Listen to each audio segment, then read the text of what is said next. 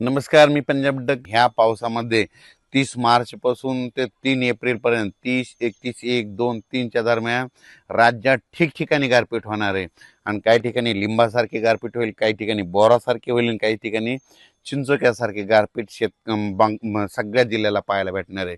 तर सुरुवातीला सांगू इच्छितो की मग गारपीट जास्त कोणत्या एरियात होणार आहे. तर सुरुवातीला आपण उद्या 30 तारखेपासूनच राज्यात पाऊस सुरू होईल. पण हे पाऊस तुम्हाला सांगू इच्छितो, नंदुरबार जिल्हा झालं, धुळे जिल्हा झालं, नाशिक जिल्हा झालं, जळगाव जिल्हा झालं, त्याच्यानंतर अहिल्यानगर, इकडं संगमनेर तालुका, त्याच्यानंतर मुंबई ठाणे, आपला मुरबाड ते परिसर, पालघर त्या परिसरामध्ये, कोकणपट्टी म्हणजे पालघरपासून ते डायरेक्ट याच्यापर्यंत कुडाळपर्यंत संपूर्ण कोकणपट्टी ह्या परिसरात देखील पाऊस पडणार आहे. सातारा, कोल्हापूर, तसेच तिथपर्यंत ह्या कोकणपट्टीमध्ये देखील खूप पाऊस देखील होणार आहे, गारपीट देखील होणार आहे, म्हणून हे लक्षात घ्यायचं.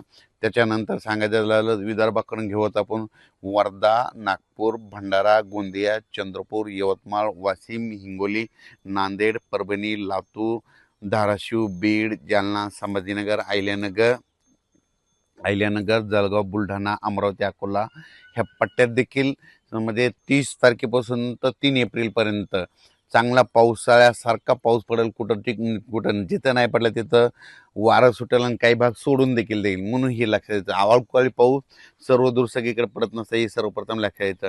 तर मग आता तुम्हाला सांगतो, आता नेमके गारपीट कोणत्या कोणत्या जिल्ह्याला पाहायला भेटेल. तर तुम्हाला एक सांगू इच्छितो, सुरुवातीला मी परभणी जिल्ह्याचा आहे म्हणून परभणी जिल्ह्यातलं सांगू इच्छितो की परभणी जिल्ह्यात आमच्या इथं सेलू तालुका आहे माझा. म्हणजे माझ्या गावापासून कंप्लीट इकडं वालूरकडं म्हणजे वालूर, चारठाणा ह्या परिसरात गारपीट पाहायला भेटेल. म्हणजे आमच्या सेलू तालुक्यात भेटेल, जिंतूरकडे देखील भेटेल, पालम परभणी जिल्ह्यामध्ये पालम देखील आहे, पालम पुण्याच्या त्या पट्ट्यामध्ये गारपीट बघायला भेटतं. म्हणून हे देखील परभणी जिल्ह्यातल्या शेतकऱ्यांनी, गंगाखेड देखील भेटल, म्हणून हे परभणी जिल्ह्यातल्या शेतकऱ्यांनी अंदाज लक्षात. आपण परभणी जिल्ह्याच्या बाजूला बीड जिल्हा, तर बीड जिल्ह्यातल्या शेतकऱ्याला सांगू इच्छितो की गेवराई जिल्ह्यामध्ये देखील, गेवराई तालुक्यामध्ये देखील पाऊस देखील भेटेल, गारपीट देखील भेटेल. बीड जिल्ह्यात मध्ये वाऱ्यासह पाऊस पडणार आहे, ठिकठिकाणी पडणार आहे, काही भाग सोडून देणार आहे, म्हणून बीड जिल्ह्यातल्या शेतकऱ्यांनी अंदाज लक्षात येतात. जालना जिल्ह्यात देखील म्हणजे कन्नड, सिल्लोड, भोकरदन त्या पट्ट्यात देखील अजिंठापर्यंत तिकडे देखील काही ठिकाणी खूप सोयगाव त्या परिसरात देखील चांगल्या परिसराचा पाऊस होईल, काही ठिकाणी गारपीट होईल, म्हणून हे देखील सर्व शेतकऱ्यांनी लक्षात घ्यायचं. त्याच्यानंतर संभाजीनगर जिल्ह्यामध्ये देखील वैजापूर, गंगापूर ह्या पट्ट्यात देखील चांगला पाऊस देखील होईल, गारपीट देखील होईल. म्हणजे संभाजीनगर जिल्ह्यामध्ये चांगल्या प्रकारचा वाऱ्यासह पाऊस होणार, काही ठिकाणी गारपीट देखील पाहायला होणार नाही, म्हणून हे लक्षात येतं. अहिल्यानगरमध्ये देखील खूप ठिकाणी गारपीट पाहायला भेटेल, काही ठिकाणी वारं सुटेल, कुठं पाऊस पडेल, काही ठिकाणी निरंग देखील राहील. संगमनेर तालुका, त्याच्यानंतर पुणे जिल्ह्यात देखील जिल्ह्यातल्या शेतकऱ्यांना देखील गारपीट पाहायला भेटेल, म्हणून हे देखील पुणे जिल्ह्यातल्या सर्व शेतकऱ्यांनी आपण आपला कांदा असेल, गहू असेल त्याचं काळजी घ्यायची. सातारा जिल्ह्यात देखील गारपीट पाहायला भेटेल. त्याच्यानंतर कोल्हापूर जिल्ह्यात देखील काय गारपीट पाहायला देखील भेटेल. त्याच्यानंतर इकडं बुलढाणा जिल्ह्यात देखील घाटाच्या खाली इकडं म्हणजे सिंदखेड राजाचं त्या परिसरात गारपीट पाहायला भेटेल. त्याच्यानंतर अकोला, अमरावती तिकडल्या जिल्ह्यात देखील गारपीट पाहायला भेटेल, पाऊस देखील पडेल.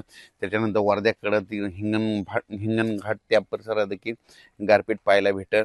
त्याच्यानंतर सांगायचं झालं तर इकडं यवतमाळ जिल्हा, माहूर तालुका त्या परिसरात देखील काही ठिकाणी पाऊस, काही ठिकाणी गारपीट पाहायला भेटेल. म्हणजे सांगायचं झालं तर खूप ठिकाणी म्हणजे हे पाऊस काही ठिकाणी पावसाळ्यासारखा पडेल, काही ठिकाणी रिमझिम पडेल, काही ठिकाणी सोडून देखील देईल. पण राज्यात मात्र 3 एप्रिलपर्यंत राज्यात हे अवकाळी पावसाचं सावट आहे, ही सर्व शेतकऱ्यांनी लक्षात घ्यायचं.